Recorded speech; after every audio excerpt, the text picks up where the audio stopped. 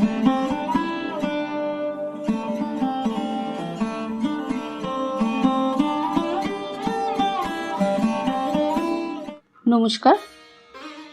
বাংলা সেরা সাহিত্য চ্যানেলে সকলকে স্বাগত জানাই। আমি মিতা। আজ আমি আপনাদের যে গল্পটি পড়ে শোনাব প্রভাত কুমার মুখোপাধ্যায়ের লেখা একটি ছোট গল্প। গল্পটির নাম কুমকুম কুমারীর গুপ্তকথা। ছোট বউ, ও ছোট বউ। ছোট বউ কই? ডাক না তাকে। খাবে কখন? রাত কি হয়নি? জ্যৈষ্ঠ মাস, পল্লীগ্রামে রাত্রি এক প্রহর অতীত হইয়াছে। কর্তাদের এবং বাড়ির অন্যান্য পুরুষগণের আহার সমাপ্ত হইয়াছে। রান্নাঘরে বসিয়া বড়গিন্নি হরিনামের মালা ফিরাইতে ফিরাইতে এই কথাগুলি বলিলেন। বড় মেয়ে সাবিত্রী বলিল, কোথায় পড়ে ঘুমুচ্ছে বোধহয়, যা তো সুরি, খুঁজে তাকে উঠিয়ে নিয়ে আয়। সুরবালা গজর গজর করিতে করিতে ছোট বউকে খুঁজিতে গেল। একতলা, দোতলা, তিনতলার ঘরে ঘরে, বারান্দায় বারান্দায়, নানা সম্ভব অসম্ভব স্থানে সুরবালা ছোট বউকে খুঁজিয়া বেড়াইল, কিন্তু কোথাও তাহাকে দেখিতে পাইল না। অবশেষে ছাদের সিঁড়িতে উঠিল। ছাদ অন্ধকার। ছাদের নিকট দাঁড়াইয়া সভয়ে অনুচ্চ কণ্ঠে হাঁকিল, ছোট বউ, ও ছোট বউ, কুমি, ও কুমি, কমিল। পোড়ার মুখী হতভাগী বাঁদরি, কই এখানেও তো দেখছি নে। বলিয়া নিচে নামিয়া গিয়া ছোট বউয়ের অপ্রাপ্তি সংবাদ সকলকে জানাইল। শুনিয়া গৃহিণীরা বড়ই উদ্বিগ্ন হইয়া উঠিলেন। মেজগিন্নি কুমি বা কুমকুম কুমারীর যাহার পুত্রবধূ নিজে গিয়া বাড়িময় অন্বেষণ করিতে লাগিলেন, কিন্তু কোথাও তাহাকে পাইলেন না। বাড়ির সকলকে জিজ্ঞাসাবাদ করা হইল, কিন্তু সন্ধ্যার পর ছোট বউকে দেখিয়াছে এমন কথা কেহই বলিল না। তখন বড়গিন্নি বলিলেন, ও মা, এ কি সর্বনাশ হলো, আমার যে বুক কাঁপছে। বধূদের কন্যাদের মুখ শুকাইয়া গেল। গৃহিণীদের মনে একটা জোর আশঙ্কার ছায়া পড়িল। একজন উঠানের চারিদিক ঘুরিয়া আসিয়া বলিল, সদর দরজা, দুই খিড়কি দরজা সবই তো বন্ধ। ছোট গিন্নি বলিলেন, রাত 10টা বাজে, দরজা বন্ধ হবে না? সন্ধ্যার সময় তো সব দরজাই খোলা ছিল, তখন থেকেই তো সে বাড়িতে নেই। কর্তারা আহারান্তে তখন নিজ নিজ শয়নকক্ষে প্রবেশ করিয়াছেন। বয়স্ক পুত্রগণ কেহ বা শয়ন করিয়াছে, কেউ কেউ বা বৈঠকখানা ঘরে বসিয়া বন্ধুবান্ধব সহ তখনও তাসপাশা চালাইতেছে। গৃহিণীরা স্থির করিলেন কর্তাদের খবর দেওয়া উচিত। বড়গিন্নি তখন হরিনামের মালা হস্তে দ্বিতলে স্বীয় শয়নকক্ষ অভিমুখে প্রস্থান করিলেন। এই ছোট বউয়ের নাম কুমকুম কুমারী। বয়স এখন 16 বৎসর। আজ 3 বৎসর সে শ্বশুরঘর করিতেছে। পিতার নাম হারাধন বসু। পার্শ্ববর্তী গ্রামে তিনি একজন সম্পন্ন গৃহস্থ। এইটি তাহার একমাত্র কন্যা। বাপ আদর করিয়া মেয়ের নাম রাখিয়াছিলেন কুমকুম কুমারী, কিন্তু গোড়াতেই যাহার কু, সে কি কখনো সু হইতে পারে? এই কারণেই হোক অথবা জন্ম নক্ষত্রের ফলেই হোক, বাল্যকালেই কুমকুম অত্যন্ত দুষ্ট ও দুর্দমনীয় হইয়া উঠিয়াছিল। পাড়ার পুকুরে ছিপাতে করিয়া সে মাছ ধরিতে ভালোবাসিত। ভাইদের ঘুড়ি লাটাই লইয়া ছাদে উঠিয়া ঘুড়ি উড়াইত। প্রতিবেশীদের বাগানে বেড়া ভাঙিয়া ঢুকিয়া স্বচ্ছন্দে গাছে উঠিয়া ফল চুরি করিয়া খাইত। এই সকল কারণে পিতামাতার নিকট কুমকুমকে সময়ে সময়ে প্রহারও খাইতে হইত।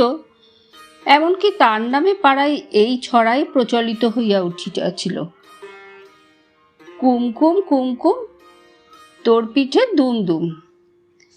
একদিন এক সমবয়সী বালক কুমকুমের সহিত বিবাদ করিয়া উপরিউক্ত ছড়াটি বলিতে বলিতে এবং হস্ত দ্বারা দুমদুমের ইঙ্গিত করিতে করিতে তাহাকে খেপাইতে থাকে।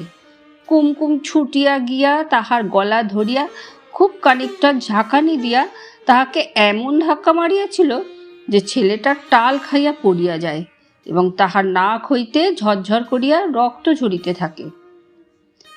এই সকল ব্যাপার দেখিয়া শুনিয়া গ্রামের প্রবীণারা কুমকুম সম্বন্ধে যে সকল ভবিষ্যৎবাণী করিতেন তাহা সুরুচিসঙ্গত নহে এবং সেগুলি কুমকুমের পিতামাতার কর্ণে যে মধুবর্ষণ করিত না ইহাও নিঃসন্দেহে বলা যায়। পিতামাতা স্নেহ আদরে প্রতিপালিত হইয়া কুমকুম ওরফে কুমি ক্রমে 11 বর্ষে পদার্পণ করিল। তখন তাহার জন্য পাত্র অন্বেষণ আরম্ভ হইল। মেয়েটি দেখিতে শ্যামবর্ণ, তবে মুখশ্রী ভালো, চুল বেশ ঘন ও বড়, একমাত্র মেয়ে। বেশি দূরে বিবাহ দিতে পিতামাতার মন সরিল না। বৎসরখানেক খোঁজাখুঁজির পর একটি সুপাত্র মিলিল। পার্শ্ববর্তী গ্রামের যদুনাথ মিত্র মহাশয়ের পুত্র নির্মল কুমার। ছেলেটি গ্রাম্য বিদ্যালয় হইতে প্রবেশিকা পরীক্ষায় উত্তীর্ণ হইয়া তখন কলিকাতার কলেজে এফএ পড়িতেছে। দেখিতে শুনিতেও ভালো। শুভ দিনে শুভ লগ্নে বিবাহ হইয়া গেল। কুমি কাঁদিতে কাঁদিতে পালকিতে চড়িয়া শ্বশুরবাড়ি গেল। কুমকুমের শ্বশুরবাড়ি বৃহৎ বড়। বাড়ির পশ্চাতে প্রাচীর ঘেরা বৃহৎ বাগান, তাহার মধ্যে পুষ্করিণী ও বহুজাতীয় ফলবান বৃক্ষ। শ্বশুরেরা 3 ভাই, হরিনাথ, যদুনাথ ও কুমুদনাথ। 3 ভাই একত্রে আছেন। 3 গৃহিণী, তাহাদের প্রত্যেকের পুত্র কন্যা বধূ নাতি নাতনি তো আছেই, তাছাড়া অন্যান্য আত্মীয় স্বজনেরও অভাব নাই। চাষবাসও বিস্তৃত পরিমাণে আছে। চাকর কৃষাণ প্রভৃতির সংখ্যাও অল্প নয়। চাষের বলদ ও দোহাল গাই রাখিবার সুবিস্তীর্ণ পাকা গোয়াল বাড়িটি নির্মাণে যাহা ব্যয় হইয়াছিল তাহাতে অনায়াসে একটি ছোটখাটো গৃহস্থ পরিবারের আবাসবাটি নির্মিত হইতে পারে। শ্বশুরবাড়িতে এই জনবহুলতা দেখিয়া কুমকুমের প্রাণ যেন হাঁপাইয়া উঠিল। বউ সাজিয়া ঘোমটা দিয়া চুপ করিয়া বসিয়া থাকিলেও তাহার পক্ষে বড়ই বিড়ম্বনা হইয়াছিল। তাই সে 3য় দিন বিকালে কাহাকেও কিছু না বলিয়া এক সুযোগ মতো শ্বশুরালয় হইতে চম্পট দিল। পথঘাট তাহার অপরিচিত নহে। প্রায় 1.5 ক্রোশ হাঁটিয়া সন্ধ্যার প্রাককালে পিতৃভবনে গিয়া উপস্থিত হইল।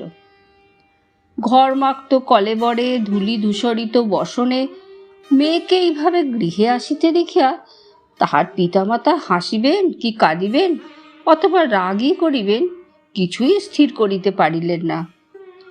বেয়াই বাড়ির দুশ্চিন্তা দূরীকরণার্থ তৎক্ষণাৎ লোক ছুটাইয়া দিলেন। অপর একজন গরুর গাড়ি আনিতে গেল। স্বামী স্ত্রী উভয়ে মিলিয়া কন্যা সঙ্গে লইয়া পুনরায় তাহাকে শ্বশুরবাড়ি পৌঁছাইয়া দিলেন।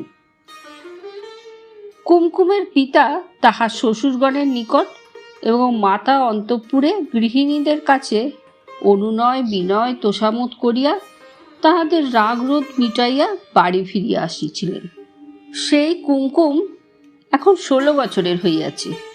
সেই এখন এবারই ছোট বউ পদবী লাভ করিয়াছে। বয়োবৃদ্ধির সঙ্গে তাহার দুষ্টামি অনেকটা কমিয়াছে বটে, কিন্তু এখনো সে আদর্শ হিন্দু কুলবধূ হইয়া উঠিতে পারে নাই। এই পাড়াতেই তাহার 2-3টি সখী আছে। তাহারা এক গ্রামেরই মেয়ে। তাহাদের সঙ্গে কুমির বড় ভাব। তাহারা সর্বদাই এ বাড়িতে আসে। কুমকুমও মাঝে মাঝে শাশুড়ির বিনা অনুমতিতে তাহাদের বাড়ি বেড়াইতে যায়। এজন্য তাহাকে যথেষ্ট বকুনি খাইতে হয়, কিন্তু কিছুতেই তাহার এ কুঅভ্যাস দূর হইল না। বৈশাখের শেষে গ্রীষ্মের ছুটিতে কুমকুমের স্বামী নির্মল বাড়ি আসিল। কয়েকদিন পরে এই পাড়া বেড়ানো লইয়া নির্মল তাহাকে খুব বকিল। স্বামী স্ত্রীতে রীতিমতো ঝগড়া হইয়া গেল।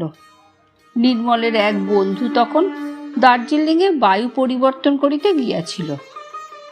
বাপমার মত করিয়া রাগের ভরে নির্মল 2 সপ্তাহের জন্য দার্জিলিং চলিয়া গেল। ইহার 3টে দিন পরেই বাড়িতেই ভীষণ বিভ্রাট। ছোট বউ কোথায় গেল? দ্বিতলে উঠিয়া স্বামী সাক্ষাৎ জন্য বড়গিন্নি শয়নকক্ষের দ্বারে গিয়ে দাঁড়াইলেন। পালঙ্কের নিচে জলচৌকির উপর গুড়গুড়িতে তামাক সাজা রহিয়াছে। কলিকা হইতে অল্প অল্প ধূম উদ্গত হইতেছে, কিন্তু পালঙ্কে কেহ নাই। গৃহিণী দেখিলেন সেই ঘরের কোণে একটি আমের ঝুড়ির নিকট বড়কর্তা বসিয়া আছেন। তার মধ্যে যে আমগুলি বাহির করিয়া আলোয় ধরিয়া একে একে পরীক্ষা করিতেছেন এবং সুপক্কগুলি পৃথক করিয়া রাখিতেছেন। এই আম বড়কর্তার বড় যত্নের। গোহাল বাড়ির সংলগ্ন যে গাছটি আছে, এগুলি তাহারই ফল। বাগানের কোনো গাছের আম এগুলি তুল্য সুস্বাদু ও সুমিষ্ট নহে। এই আম গাছে কাহারও হাত দিবার পর্যন্ত হুকুম নাই। কর্তা স্বয়ং দাঁড়াইয়া থাকিয়া উপযুক্ত আমগুলি পাড়াইয়া নিজ শয়নকক্ষে গুদামজাত করিয়া রাখেন এবং স্বহস্তে সাবধানে বিশেষ বিবেচনাপূর্বক যথাযোগ্য পাত্রে বন্টন করিয়া দেন। গিন্নি মুহূর্তকাল কর্তার কার্য দেখিয়া ভিতরে প্রবেশ করিয়া অনুচ্চস্বরে বলিলেন, ওগো, এখন আম বাছা রাখো, বড় বিপদ। আম্র নির্বাচনে কর্তা এমনই তন্ময় হইয়াছিলেন যে স্ত্রীর কথা তাহার কর্ণগোচরই হইল না। গৃহিণী এবার একটু নিকটস্থ হইয়া বলিলেন, ওগো, শুনছ? এদিকে যে সর্বনাশ হয়ে গেল। কর্তার তখন চমক ভাঙিল। কেন, কি হয়েছে? বলিয়া তিনি উঠিয়া দাঁড়াইলেন। গৃহিণী পুনরুক্তি করিলেন, সর্বনাশ হয়েছে, ছোট বউকে পাওয়া যাচ্ছে না। কর্তার নিকটে আসিয়া সবিস্ময়ে বলিলেন, বলো কি, কখন থেকে? গৃহিণী বলিলেন, সন্ধ্যার আগে তো বাড়িতেই ছিল, বাড়িময় খোঁজা হয়েছে, কোথাও সে নাই। সকলকেই জিজ্ঞাসা করা হয়েছে, সন্ধ্যার পর আর কেউ তাকে দেখেনি। কর্তা গুম হইয়া নিজ কেশবিরল মস্তকে ধীরে ধীরে হস্ত সঞ্চালন করিতে করিতে 2 মুহূর্তকাল চিন্তা করিলেন। শেষে বলিলেন, গা ধুতে গিয়েছিল কি? একলা গা ধুতে গিয়ে যদি ডুবে টুবে থাকে? কার সঙ্গে গা ধুতে গিয়েছিল খবর নিয়েছ? গৃহিণী বলিলেন, না, তা তো নেইনি। কর্তা গম্ভীর স্বরে বলিলেন, একেই বলে স্ত্রী বুদ্ধি। যাও, সেইটা আগে ভালো করে জানো। আচ্ছা, সবাইকে জিজ্ঞাসা করে দেখি, বলিয়া গৃহিণী প্রস্থান করিতেছিলেন। কর্তা বলিলেন, আর শোনো, যদুকে কুমুদকে আমার কাছে ডেকে দিয়ে যাও। বলিয়া হরিনাথবাবু বিছানায় বসিয়া উত্তেজিত চিত্তে গুড়গুড়ি টানিতে লাগিলেন। এই তলার অপর প্রান্তে মেজকর্তা ও ছোটকর্তার শয়নগৃহ। বড়গিন্নি মেজকর্তাকে খবর দিয়া ছোট দেবরের ঘরে প্রবেশ করিয়া দেখিলেন তিনি বিছানায় পড়িয়া এক মনে একখানি বই পড়িতেছেন। বাংলা উপন্যাসের ইনি একজন অক্লান্ত পাঠক। স্থানীয় লাইব্রেরির সেক্রেটারি চমকপ্রদ অথবা লোমহর্ষক কোনো উপন্যাসের বিজ্ঞাপন দেখিলেই ইনি তৎক্ষণাৎ লাইব্রেরির জন্য তাহা অর্ডার দিয়া থাকেন এবং ভিপি আসিলে প্রথমে স্বয়ং তাহা রসাস্বাদন করিয়া তারপর লাইব্রেরিভুক্ত করেন। বড়গিন্নি ইহাকে সংবাদটা দিয়া নিচে আসিয়া বধূ সকল কন্যাকে জিজ্ঞাসা করিলেন, কিন্তু আজ কোনো দলের সঙ্গে ছোট বউ যে গা ধুইতে গিয়েছিল এমন সংবাদ পাওয়া গেল না। 3 কর্তা তখন একত্র হইয়া পরামর্শ করিতে লাগিলেন। বয়স্ক পুত্রেরাও আসিয়া যোগদান করিল। গৃহিণীরা নবীনারা বাহিরে বসিয়া শুনিতে লাগিলেন। বড় কর্তা বলিলেন, গা ধুইতে গিয়া খুব সম্ভব সে খিড়কির পুকুরে ডুবিয়া গিয়াছে। একা গিয়াছিল, তাহাতেই এ দুঃসংবাদ এতক্ষণ কেউ জানিতে পারে নাই। অথবা হয়তো বাগানে তাহাকে সাপে কামড়াইয়াছে, সেইখানে সে মরিয়া পড়িয়া আছে। বাগানটা একবার ভালো করিয়া দেখা আবশ্যক। পুত্রগণের মধ্যে সাহসী ও বলিষ্ঠ দুইজন তখনই বাঁশের লাঠি, হ্যারিকেন, লণ্ঠন লইয়া বাগানে ছুটিল। বাগান পুকুর ঘাটের চারিপাশ তন্ন তন্ন করিয়া খুঁজিয়া আসিল, কোথাও কোনো চিহ্ন নাই। ছোট কর্তা বলিলেন, তাহার সন্দেহ হয়তো কোনো দুর্বৃত্ত বদমাইশ পাঁচিল টপকাইয়া বাগানে আসিয়া তাকে বলপূর্বক ধরিয়া লইয়া গিয়াছে, কিন্তু এটা কেহই সম্ভব বলিয়া মনে করিলেন না। মেজকর্তা কুমকুম যাহার পুত্রবধূ বলিলেন, আমার বোধ হয় ভুলি কি খেদি কি মনোরমা পাড়ার কারো বাড়িতে সন্ধ্যের আগে সে বেড়াতে গিয়েছিল, কোনো অভাবনীয় কারণে আসতে পারেনি, কিংবা হয়তো পালিয়ে বাপের বাড়ি চলে গেছে। অনেকেই বলিলেন, এতদিন পর আবার পলাইয়া বাপের বাড়ি যাইবে, ইহা সম্ভব কি? তবে ভুলি খেদি বা মনোরমাদের বাড়ি গিয়া থাকিতে পারে, কিন্তু সেখানে আটকায়া পড়ারই বা কি কারণ ঘটিতে পারে? যদি হঠাৎ অসুখ বিসুখ করিয়া থাকে, তবে তাহারা কি এতক্ষণ খবর দিত না?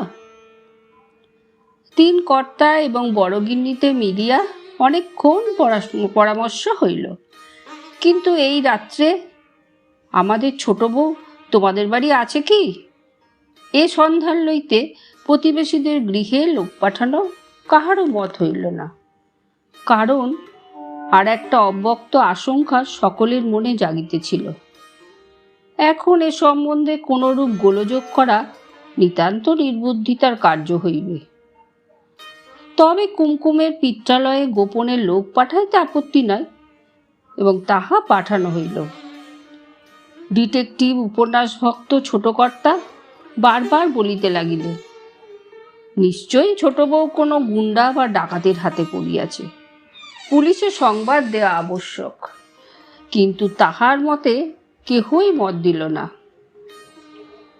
রাত্রি 2টার সময় কুমকুমের পিত্রালয় হইতে লোক ফিরিয়া আসিয়া সংবাদ দিল, কুমকুম সেখানে যায় নাই। সে রাত্রে বাড়ির অনেকেই আপন শয্যায় গেল না, যে যেখানে পাইল পড়িয়া রহিল। বিষম দুশ্চিন্তা ও মানসিক উদ্বেগে রাত্রি শেষ হইল। শেষ রাত্রে বড়কর্তা মহাশয় ঘুমাইয়া পড়িয়াছিলেন। হঠাৎ তাহার নিদ্রাভঙ্গ হইল। ছোট ভাই কুমুদ তাহাকে ডাকিতেছেন, বড়দা, বড়দা উঠুন, ছোট বউয়ের সন্ধান পাওয়া গিয়েছে। বড়কর্তা ধর্মর করিয়া উঠিয়া বসিয়া বলিলেন, হ্যাঁ, কোথায় কোথায়? ছোট কর্তা মুখখানা পেচকের মতো গম্ভীর করিয়া বলিলেন, আমার কথা তখন তো কেউ শুনলেন না? কে তাকে হত্যা করে গোয়ালবাড়ির ছাদের উপর লাশ তুলে রেখে চলে গেছে। হ্যাঁ, লাশ তুলে রেখে চলে গেছে? খুন করেছে? কি সর্বনাশ! তুমি কি করে জানলে? ছোট কর্তা বলিলেন, এইমাত্র আমি গাড়ুটি হাতে করে মুখ হাত ধোয়ার জন্য পুকুর ঘাটের দিকে যাচ্ছিলাম। গোয়ালবাড়ির কাছে গিয়ে দেখি ছাদের আলসের উপর একখানা শাড়ির আঁচল ভোরের হাওয়ায় ফুরফুর করে উঠছে।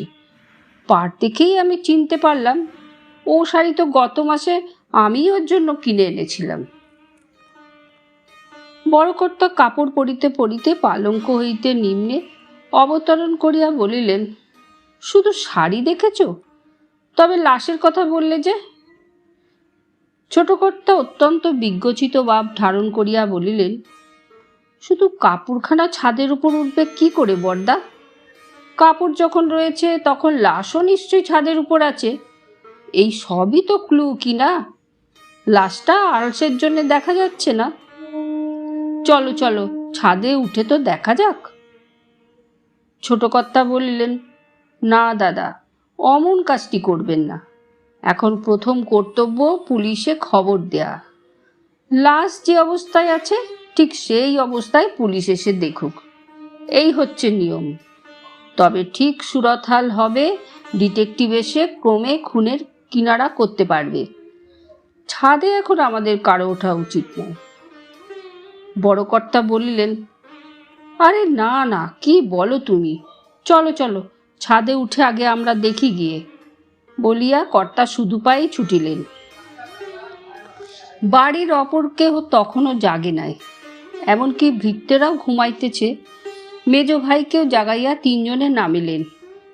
উঠান পার হইয়া গোয়াল বাড়ির নিকটবর্তী হইয়া সকলে দেখিলেন ছাদের আলিশার উপর একখানা শাড়ির প্রান্তভাগ বাতাসে উড়িতেছে বটে, কিন্তু দূরেই একখানা মই পড়িয়াছিল।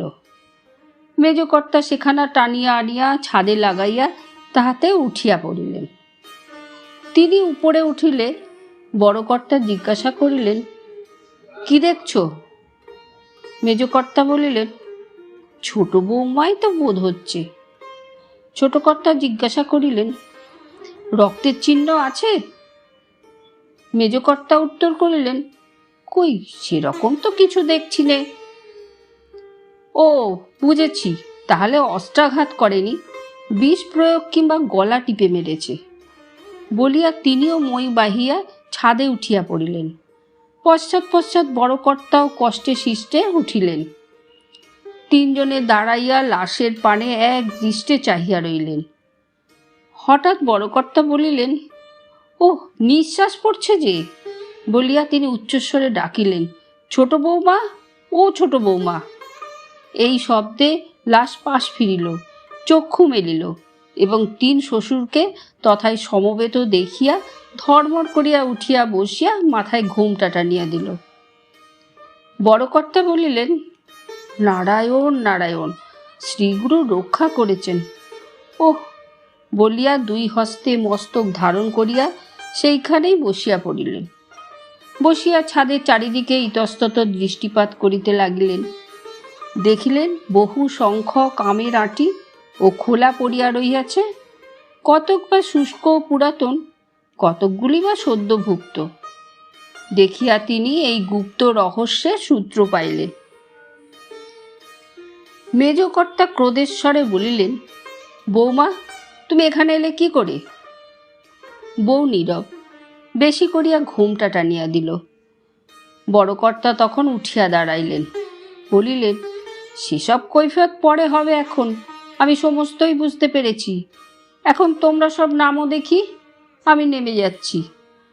তারপর বৌমা, তুমি আস্তে আস্তে খুব সাবধানে নেমে এসো, কিচ্ছু ভয় নেই তোমার মা, কেউ তোমায় বকবে না, কিচ্ছু বলবে না। বাড়ির লোক এখনো কেউ ওঠেনি, এই বেলায় নেমে এসো, কেউ দেখতে পাবে না। মেজকর্তা নামিলেন, তৎপশ্চাৎ বড়কর্তাও নামিয়া গেলেন। মই নামিতে বৌমা পাছে পড়িয়া যান, এই আশঙ্কায় মেজকর্তা একটু আড়ালে দাঁড়াইয়া অপেক্ষা করিতে যাইতেছিলেন। বড়কর্তা তাহার হাত ধরিয়া টানিয়া বলিলেন, এসো এসো, কিচ্ছু ভয় নেই, ওসব ওদের অভ্যাস আছে। ভাইদের লইয়া তিনি গৃহের ভিতর প্রবেশ করিলেন। বড় দাদার আচরণ ও কথাবার্তা উভয় ভ্রাতার নিকট প্রহেলিকার মতো বোধ হইতেছিল। তাহারা অবাক হইয়া প্রশ্নপূর্ণ দৃষ্টিতে জ্যেষ্ঠের পানে চাহিয়া রইলেন। বড়কর্তা তখন বলিলেন, কাল বিকেল বেলা আমি যখন বাগানে যাচ্ছিলাম, দেখলাম মইখানা গোয়ালের পিছনে লাগানো রয়েছে। দেখে বললাম, মইখানা এখানে কে এনে ফেলে রেখেছে। কেষ্টাকে ডেকে সেখানা সরিয়ে ফেললাম। তখন কি জানি যে ছোট বৌমা সেই মই দিয়ে ছাদে উঠে বসে আছেন। এত বড় একটা রহস্য এত সহজে মীমাংসা হইয়া যায় দেখিয়া ছোটকর্তা ক্ষুণ্ণ স্বরে জিজ্ঞাসা করিলে, মই দিয়ে ছোট বৌমা গোয়ালের ছাদেই বা উঠতে যাবেন কেন? বড়কর্তা বলিলেন, কেন, আমার পিণ্ডি চটকাতে আর কেন? আম খেতে উঠেছিল বোধহয়, ছাদ ময় তো আমের খোলা আর আঁটি ছড়ানো রয়েছে দেখলাম।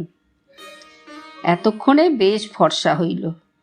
গৃহিণীরা জাগিলেন, বাড়ির সকলে জাগিল, সকলে ব্যাপার কি জানিবার জন্য ছোট বউকে ঘিরিয়া বসিল। বড়কর্তার আশ্বাস সত্ত্বেও বকুনি যে একেবারে তাহাকে খাইতে হইল না এমন নহে।